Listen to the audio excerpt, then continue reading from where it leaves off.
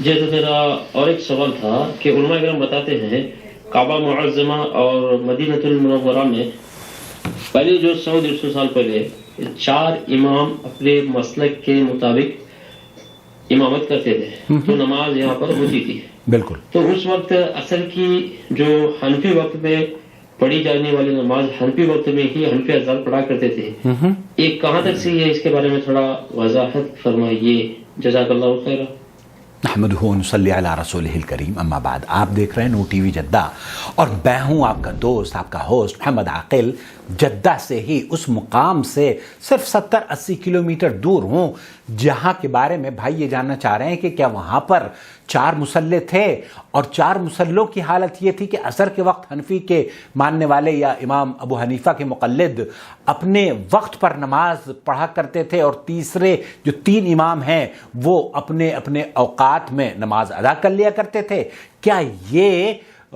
جو عجیب و غریب کیفیت، جس طریقے سے ہمارے یہاں گاؤں دیہاتوں میں رکشے یا ٹانگے والے یا بس اسٹاپ پر ہر بس والا اپنی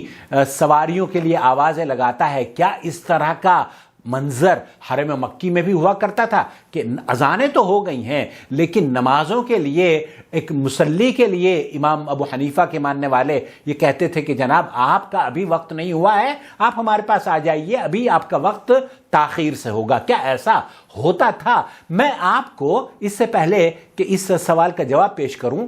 درخواست کرنا چاہتا ہوں کہ اگر آپ نے ابھی تک ہمارا چینل سبسکرائب نہیں کیا ہے تو کر لیجئے،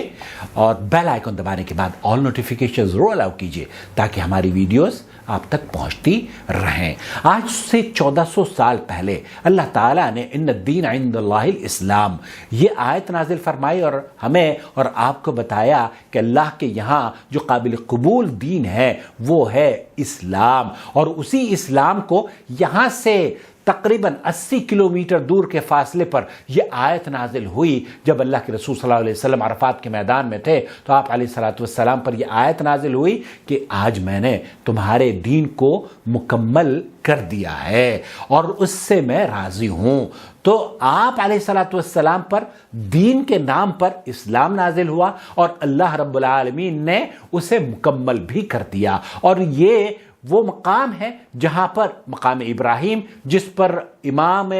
الانبیاء اور تمام ائمہ اسی مقام پر نماز ادا کیا کرتے تھے، کیونکہ قرآن کریم میں اسی مقام کا تذکرہ ہے. اب سوال یہ پیدا ہوتا ہے کہ یہ 4 مصلے اور اس بدعت کی کیا حیثیت ہے؟ دراصل سن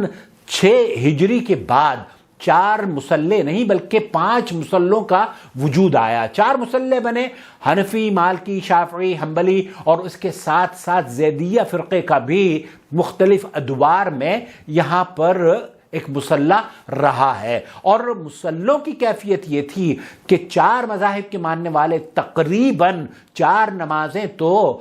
صحیح وقت پر پڑھتے ہیں، لیکن جو 5ویں عصر کی نماز ہے وہ 3 امام مالکی، شافعی، حنبلی ایک وقت پر پڑھتے ہیں، اول وقت پہ پڑھتے ہیں، جو کہ آج بھی حرم پاک میں اول وقت میں پڑھی جاتی ہے. لیکن حنفی مذہب کے ماننے والے اسے تاخیر سے پڑھتے ہیں. اور یہ کیفیت ہوا کرتی تھی کہ جناب سارے ائمہ ایک وقت پہ نماز پڑھتے، لیکن حنفی مذہب کے ماننے والے چونکہ ان کا مذہب دیر سے پڑھنے کا ہے، اسی لیے حنفی مذہب عصر کی نماز کو دیر سے پڑھتے. اور اگر کوئی حرم میں داخل ہوتا تو مورخین یہ لکھتے ہیں کہ امام حرم کے جو وہ تھے حنفی امام، وہ یہ کہا کرتے تھے کہ بھئی آپ اگر حنفی مذہب کے ماننے والے ہیں تو آپ کے امام کے نزدیک ابھی عصر کا وقت نہیں ہوا ہے، آپ رک جائیے، ہمارے پاس آ جائیے. یہ جو لوگ پڑھ رہے ہیں یہ حنفی، شافعی، مالکی، حنبلی ہو سکتے ہیں، ان کا مذہب الگ ہے، ہمارا مذہب الگ ہے، آپ کو ہمارے ساتھ نماز پڑھنی چاہیے. تو یہ مقام ابراہیم جس کو اللہ رب العالمین نے سب کے لیے اس کو نماز کی جگہ بتایا ہے،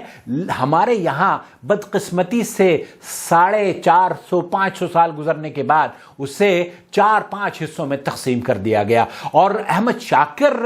رحمۃ اللہ علیہ جو شارح ترمذی ہیں مصر کے، وہ یہ کہتے ہیں کہ یہ صرف حدود حرم تک ہی محدود نہیں تھا، بلکہ انہوں نے کہا ہے کان مقام یہ لم یکن هذا الحال فی المسجد الحرام وحدہ، یہ صرف مقام افسوس کہ ایک مسجد کو 4 اور 5 مسلوں میں تقسیم کیا، اس کو صرف حرم تک ہی یہ محدود نہیں تھا، بلکہ مختلف ممالک میں، خاص طور پر مصر کی بڑی بڑی مسجدیں، وہاں پر 4-5 مسلح ہوا کرتے تھے، اور حالت یہ ہوتی تھی میرے دوست میرے عزیز، بلکہ مصر کے اندر تو یہاں تک ہوا کہ مختلف قاضیوں کو اپوائنٹ کیا گیا، اور ہر قاضی ہر فرقے کا قاضی اپوائنٹ ہوتا تھا، اور فیصلے بھی انہی مذاہب کے مطابق ہوا کرتے تھے۔ لیکن اللہ غریق رحمت کرے، اللہ غریق رحمت کرے آل سعود، ملک عبدالعزیز آل سعود رحمۃ اللہ علیہ کو، جنہوں نے 1925 ہجری میں آنے کے بعد اس افتراق اور انتشار سے کعبۃ اللہ کو پاک کیا، اور وہ 4 مسلح جو جہاں بڑی بے چینی کی کیفیت ہوا کرتی ہوگی کہ نمازیں ہو رہی ہیں، مغرب کے بارے میں یہ کہا جاتا ہے، مغرب کے بارے میں یہ کہا جاتا ہے کہ سارے امام، چونکہ سارے امام سوائے ان کے یزیدیہ کے، شیعہ کے، وہ تو تاخیر سے نماز پڑھتے ہیں، لیکن چاروں مذاہب کے ماننے والے جب ایک ہی وقت پر نماز پڑھا کرتے تھے تو امام شافعی کی تکبیر ہو رہی ہے، امام رکوع میں جا رہا ہے، اور امام ابو حنیفہ کے ماننے والے کہیں سجدے میں جا رہے ہیں، کہیں رکوع میں جا رہے ہیں۔ تو یہ کس طرح کی بے چینی اور کس طرح کی بدنظمی حرم میں ہوا کرتی تھی، مورخین نے اس کو اپنی اپنی کتابوں میں نقل کیا ہے، لیکن یہ واقعی حقیقت ہے کہ ملک عبدالعزیز آل سعود نے جب سعودی عرب کی حکومت، پہلی حکومت قائم کی، تو سب سے پہلے جو کام ملک عبدالعزیز رحمۃ اللہ علیہ نے کیے، ان میں سے ایک یہ کارنامہ بھی انجام دیا کہ سب مسلمانوں کو موحد کیا، متحد کیا، اور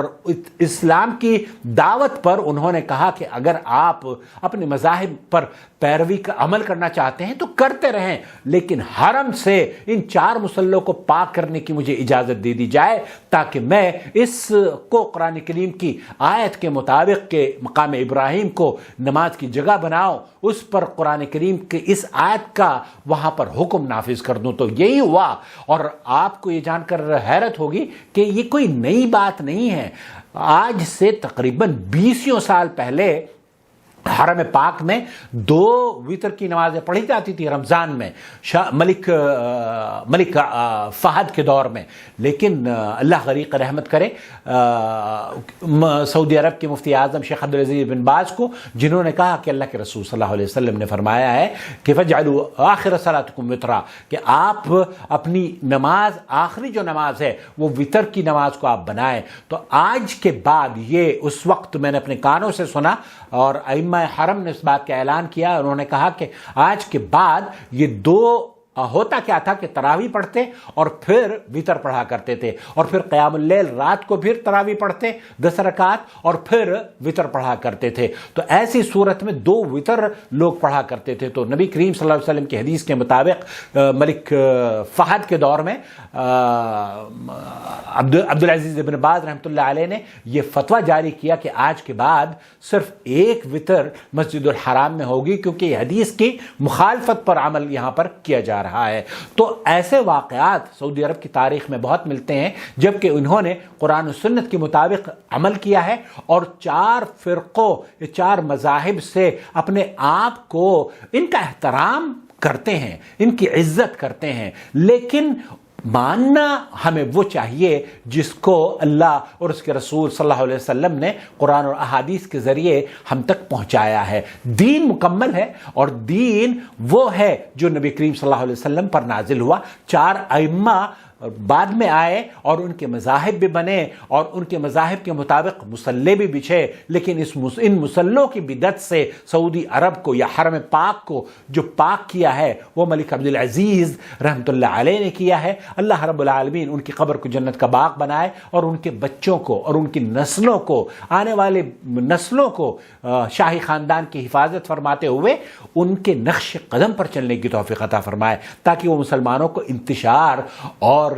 فرقہ پرستی سے دور رکھتے ہوئے قرآن و سنت کو مضبوطی سے پکڑنے کی دعوت دیتے رہیں۔ دعا کرتے رہیں، آپ بھی دعا میں شریک ہوں کہ اللہ رب العالمین اس بلد توحید کی حفاظت فرمائے، اور یہاں کے حکمرانوں کو نیک مشیر، صالح مشیر اور ایسے فیصلے انہیں کرنے کی توفیق عطا فرمائے جو کہ انسانیت کے لیے، اسلام کے لیے، قرآن و سنت کی بالادستی کے لیے، اور میرے لیے اور آپ کے لیے بھلائی پر مبنی ہوں۔ آمین یا رب العالمین. والسلام علیکم ورحمۃ اللہ وبرکاتہ. اس طرح کے پیغامات کو اگر آپ سپورٹ کرنا چاہتے ہیں، جوائن ممبرشپ کے دروازے گوگل نے کھول دیے ہیں. اس چینل کو آپ